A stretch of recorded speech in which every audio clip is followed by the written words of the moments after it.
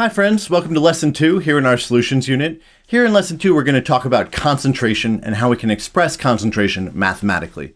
What you see over here on the left is a box of concentrated orange juice. You may have seen these in the supermarket. Usually they're metal cans these days and they're kept in the freezer aisle. If you ever have picked one up and turned it over and read the instructions, you'll see that the directions to you are to allow the contents of the can to melt and then to add it to water and dilute it with a certain amount of water in order to turn it back into something that you can drink and that tastes good. That's because what's in that can is a super concentrated version of the juice. And so by adding the water, you dilute it back to something that is more palatable for us. Let's go in and talk about concentration and how it works. So concentration is simply a measurement of the amount of solute per unit of volume in a solution. The more concentrated solution will have more solute per unit of volume. A less concentrated solution will always have less. There are a whole bunch of different ways to express concentration, but you will really only need to be familiar with a handful of them. The first one is one that we already talked about in Lesson 1, which is just the grams of a solute per 100 grams of solvent. That's what we use reference table G for. We talked a lot about that in Lesson 1. If you need a refresher, go back and check that out, but we're going to move on. Our second unit of concentration is molarity. The formula for molarity is on reference table T. The molarity of a solution is equal to the moles of a solute per liters of solution. This is probably the most common measurement of concentration that we deal with in chemistry. It's really important to understand that when we do molarity problems, we're talking about the liters of a solution, not the liters of a solvent. And sometimes students make a mistake by forgetting about that. Let's look at a molarity example. This is on page 7 of our Unit 10 packet. What is the molarity of a solution if it contains 20 grams of sodium hydroxide and 2 liters of solution? Pause the video, try it on your own, and then when you're ready, we'll go through it together. So I know that molarity is equal to moles of solute per liters of solution. Once I know that, I can plug in my values and figure it out. The molarity of this solution is equal to 0.5 moles of sodium hydroxide divided by 2 liters of solution.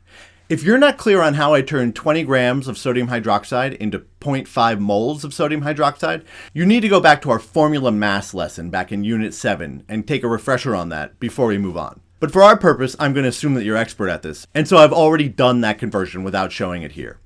0.5 moles divided by 2.0 liters gives us a final molarity of 0.25 molar, which we represent with a capital M. Does this make sense? If it doesn't, write down any questions that you have before we move on. The other concentration formula that's on reference table T is parts per million. Parts per million is defined as the mass of a solute divided by the mass of the solution times a million. This is used for very low concentrations of substances. There are a variety of situations where it's going to be important to measure a very low concentration of a particular substance. In those cases, something like parts per million is what gets used. Let's take a look at an example. This is on page 8 of our Unit 10 packet.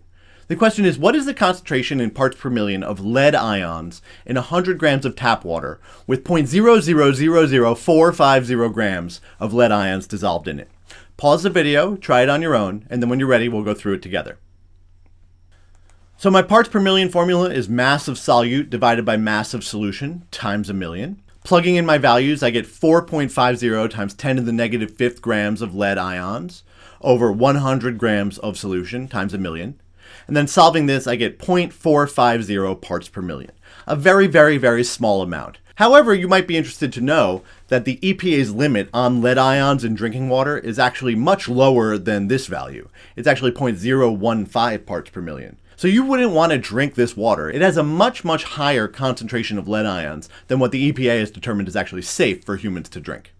Does this make sense? If it doesn't, write down any questions that you have, and then we'll move on. There are 2 other common ways of expressing concentration that you'll be expected to know that are not on our reference tables. And these are just percent compositions of the solutions. When dealing with these, we can talk about percent by mass or percent by volume. Percent composition by mass will just be the mass of the part divided by the mass of the whole times 100. Percent composition by volume will just be the volume of the part divided by the volume of the whole times 100.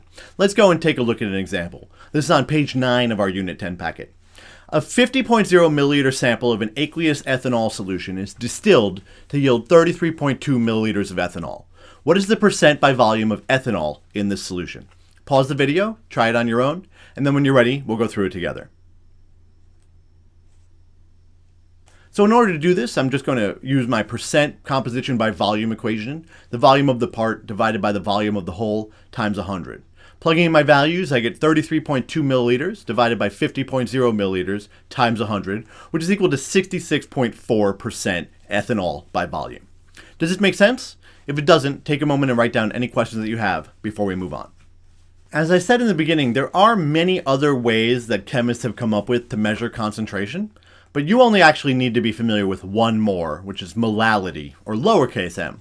The molarity of a solution is moles of solute per kilogram of solution, and we'll talk more about where we might use that in our next lesson. But for right now, all you need to understand is that you're actually going to be given this equation whenever you need to use it.